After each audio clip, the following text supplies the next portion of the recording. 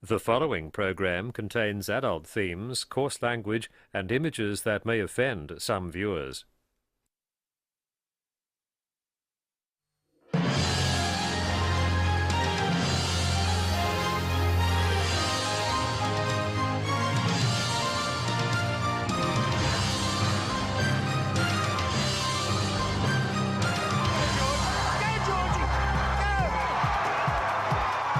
In rugby league, they like to say theirs is the hardest game. Their players, the toughest. We attract an aggressive, young, risk-taking male. Long as I remember, it was me and you.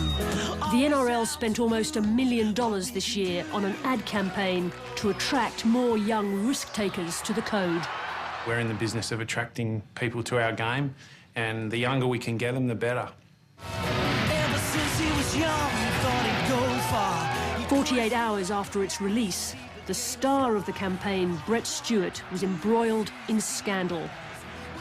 Drunk at the Manly season launch, facing charges of sexual indecency. Are you going to fight the charges? They are at a golden triangle of celebrity status, a lot of money and too much time. Rugby league has always attracted camp followers. But today's young players have moved with the times, sexting and circulating pornographic videos on mobile phones. This young girl was, having sex with one of the players, and they had their cameras in there, their phones in there, and other players were videoing it going on their cameras. It was the Canterbury Bulldogs scandal in 2004 that uncovered the depraved practice of group sex with vulnerable young women.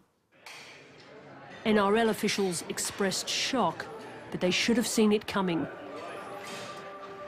2 years earlier, the details of another horrifying incident were kept from the public.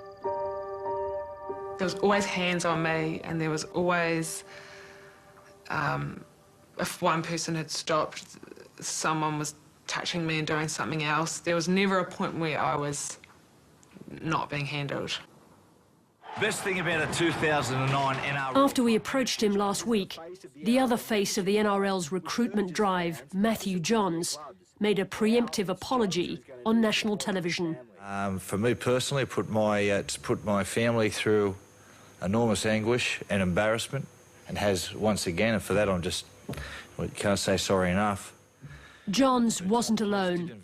At least 11 other players and staff were in the room, and many more have kept this degrading secret.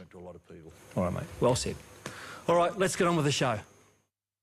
I had my eyes shut, a lot of it, and when I opened my eyes, there's just a long line at the end of the bed. Tonight on Four Corners, women break rugby league's code of silence.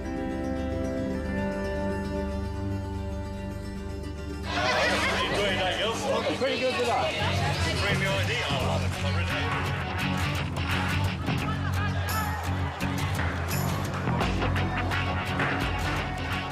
Game day at Newcastle Stadium. Big day for the local fans. This is the first home game of the season for the Newcastle Knights.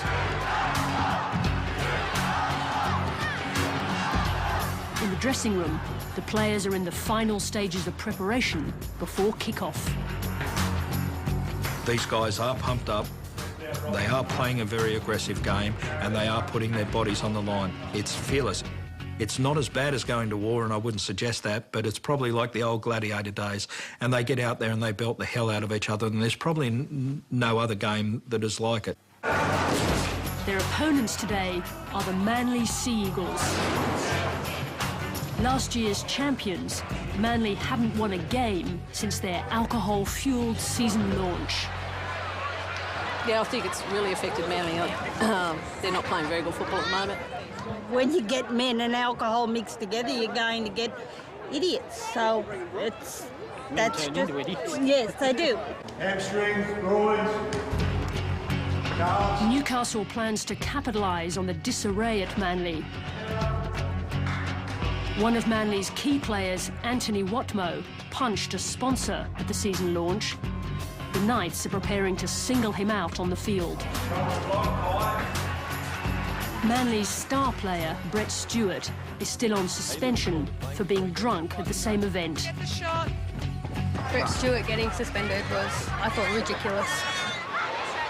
Devastated and demoralised by their start to the season, last year's champions are on the ropes. Not since Brisbane in '99 and Melbourne in 2000 have the Premiers lost the opening 4 matches at the start of the new season. For the home side, it's their first game of the year on their home ground. The relentless violence of the game creates an obvious problem. How do you create gladiators who don't take risks off the field?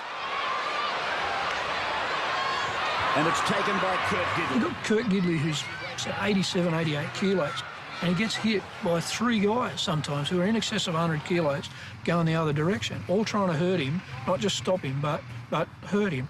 That's the nature of the game. Now, anyone who does that for a job is a risk taker, willingly loves a risk and challenges himself on risks. Ball comes out, went backwards to Houston. When we want them on the field, we want them to be aggressive. They've got to make tackles, they've got to be fearless.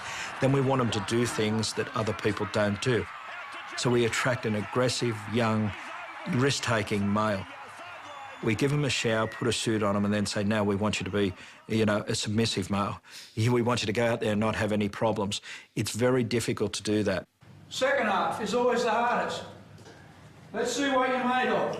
In the dressing room at half-time, the Knights are leading 10-6. But there's no let-up from coach Brian Smith. Or do you just soft-cock it and find another fucking reason? You're too young, we're not experienced, we're still a fucking team getting together. I'm afraid it's all over, boys. I'm afraid no one's going to buy that, not even me anymore. Having incited his young charges to put everything on the line for victory, Smith goes out to watch them thrash the Premiers. So the Knights have terrorised Manly on the fringe and out wide. Jaws the fullback and Kurt Gidley, one of the best support players in the game. Exhausted by a physical contest as hard as any in sport, Newcastle's young warriors are ready to taste the spoils of victory.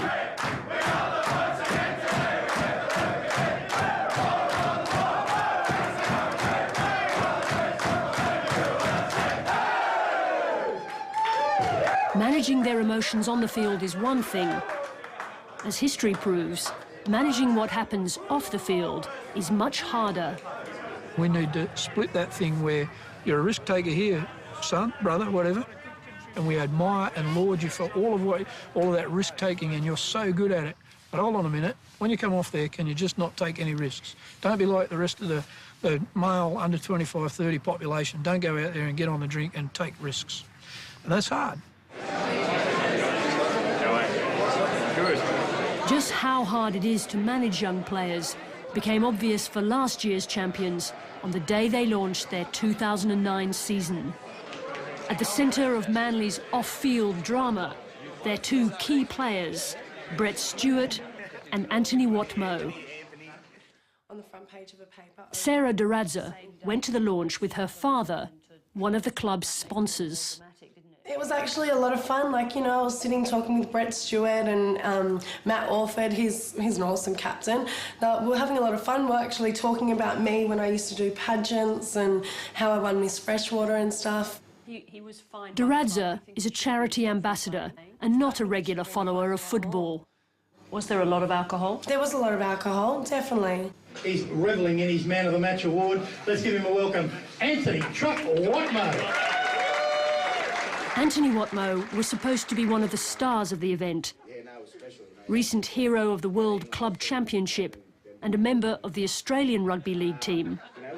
Watmoe got progressively drunk through the afternoon.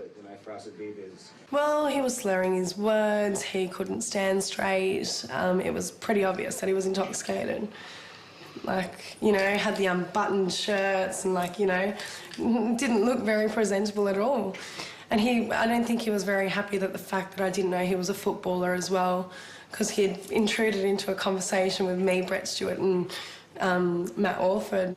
So what sort of language did he use? The language that was used was like, you know, F this, F that, going up to my father going, you should be disgusted in your daughter, and you know, just putting me completely down, saying that I'm a piece of shit. And he did say to my dad, how can you let your daughter walk out of the house in a dress like that? And yes, the dress was above the knee, but I don't have to justify myself to anybody. You set the bar very high for 2009. Congratulations and to even around old August. Did you find that he was aggressive towards you? Yes, definitely. I was quite scared. I was very much in shock after the whole incident and during the incident as well. It ended in an altercation between Watmo and Duradza's father outside on the balcony. There was just a bit of violence that happened. You know, my dad was hit in the face. How was he hit? It was only very slightly, like in the jaw, just under here, so... And who was that? Anthony Watmo had done that to my father. He punched him? Yeah. Ever since he was young, he thought he'd go far. Brett Stewart presented the NRL with an even bigger problem. The face of rugby league for 2009 was drunk at the launch. Later that evening, he was involved in an incident with a 17-year-old girl outside his apartment building. Stewart now faces charges of indecent assault. He denies the allegations, which will be tried in court. Despite being drunk at the launch, both Stewart and Watmo were at the next training session, preparing to play in Manly's first match of the season. Their whole persona, the whole reputation of the club, the whole ethos of the club is we don't care what you think, we know you hate us, and so here, stick this. This morning we've met with representatives of the Manly Club. It was left to the NRL to step in and penalise the club and suspend Stewart for being drunk. We intend to impose a fine of $100,000 on the club. By their own admission, the drinking at that function, their season launch, was unacceptable. Watmo was fined by Manly, but not made to apologise to Sarah Duradza. Is it acceptable that Anthony Watmo hasn't apologised to her yet? No. Do you think that he should? Yes. Do you think it's necessary for the NRL to take steps to ensure that happens? No. I didn't deserve to be spoken down to and treated like I was a nobody and a piece of crap. That's how I could pretty much put it. But with males talking over females and, you know, doing that in public, it's violence against women. It's verbal abuse.